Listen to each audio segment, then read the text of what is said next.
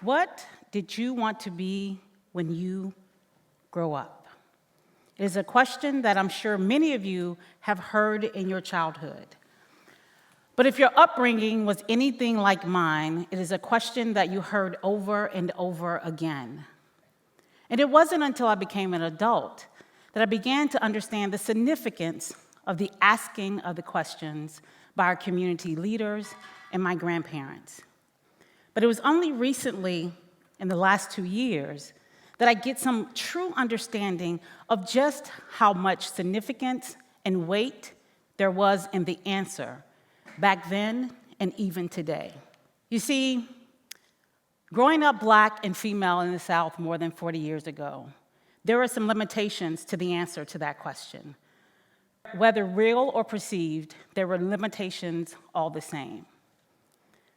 And so, what I want you to understand at this moment, as a young girl growing up, with all that was happening right after the Civil Rights Movement, all of the advancements of the struggle, things that were meant to push and advance the African American community, things like the Voting Rights Act, the Fair Housing Act, and affirmative action. And my generation was supposed to be taking full advantage of all of those opportunities. So, when they asked the question, what do you want to be when you grow up? It meant something to them. I remember hearing this question one summer at Vacation Bible School. And if anybody is here from the South, you understand that Vacation Bible School is not to be confused with BTU training school or Sunday go-to-meeting school. It is Vacation Bible School. I'm still trying to figure out who thought it was a good idea to put Vacation Bible and school all together. But the first week of every summer during my childhood, it was spent in Vacation Bible School. And this one particular summer, there was a teacher. She wasn't too much older than me and my middle school friends.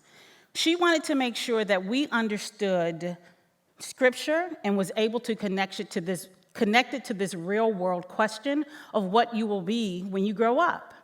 And so as my gaggle of girls sat around lunch that day trying to figure out what we were going to say, thinking back now, it was a really impressive group of girls because they wanted to be things like civil rights attorneys, educators, and doctors.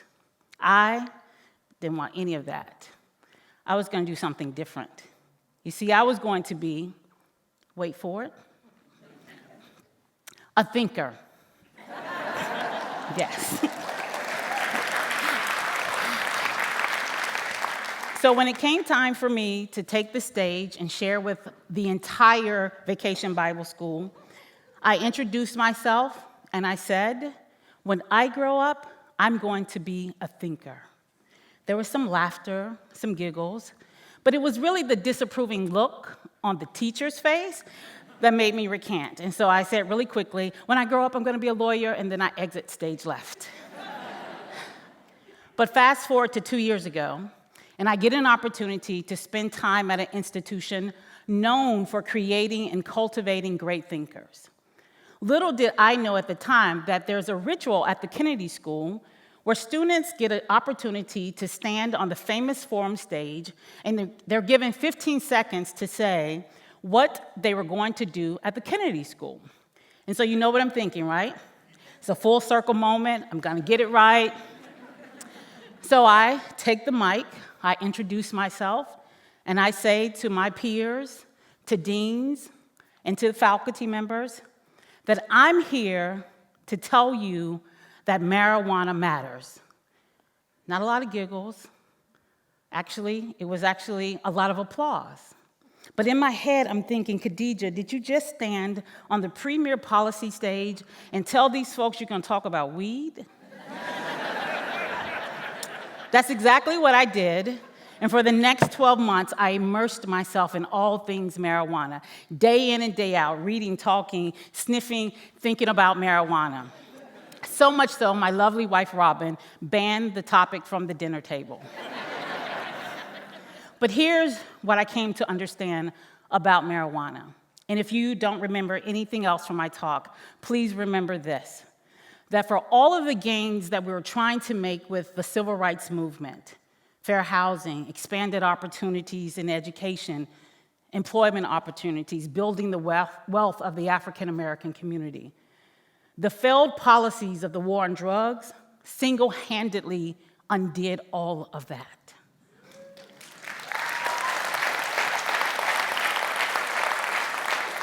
And here's how we know that. I want to give you guys 5 numbers. 5, 7, 46, 23, and 1.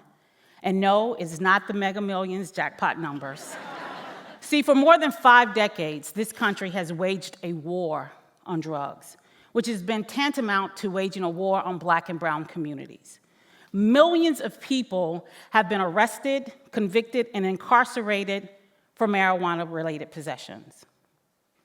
In the last decade alone, 7 million. And those 7 million people are facing what's known as 46,000 collateral consequences. Now, some of you may be saying, if you do the crime, you do the time. I only have 5 minutes left, so I can't argue that point today. But I will say to you, at this moment, when 33 states and the District of Columbia have some form of regulated growing marijuana, selling marijuana, consuming marijuana, and distributing marijuana on a mass scale, is it still a crime? I ask because I've met people all across this country who are living with those collateral consequences. People like Keys, a young woman, very energetic about her future. When she left high school, she was ambitious and she wanted to go off to college. But before she could realize that, she was stopped for a routine traffic violation. I think it was a broken headlight. And in the course of that stop, the police officers smelled marijuana. And if you're in the state of Virginia, the smell of marijuana is probable cause for search and seizure. The car was searched. There was marijuana that wasn't used. She was arrested, booked, and to this day, she still has a criminal record related to marijuana. Because of that record, she often finds it hard to qualify for an apartment, employment opportunities. She also lost the opportunity to use financial aid to go to school. Some of you might not even know there are about 26 licensures for entry-level employment opportunities that if you have a marijuana-related conviction, you may not be able to get that license, like a barber's license or a cosmetology license.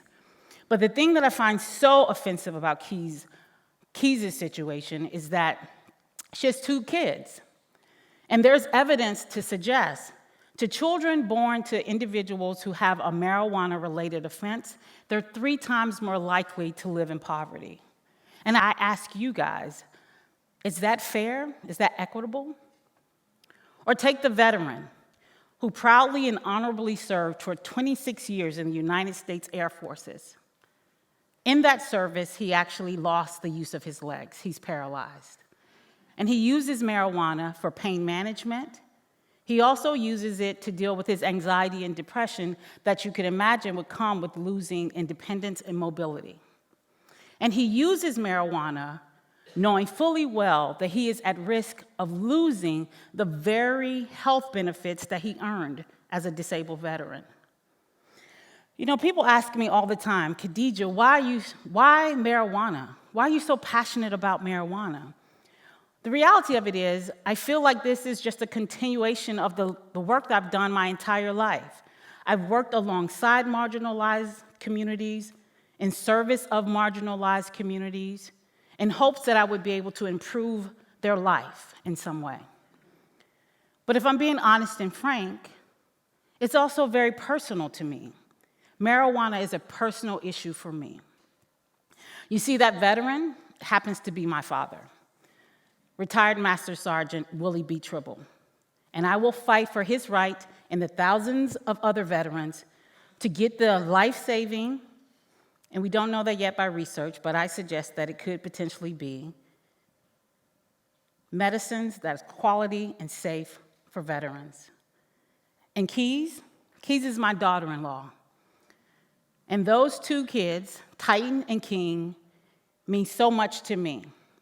And just like my grandparents asked me, what do you want to be when you grow up? I want to be able to hear from my grandsons anything they want to be. Thank you for listening.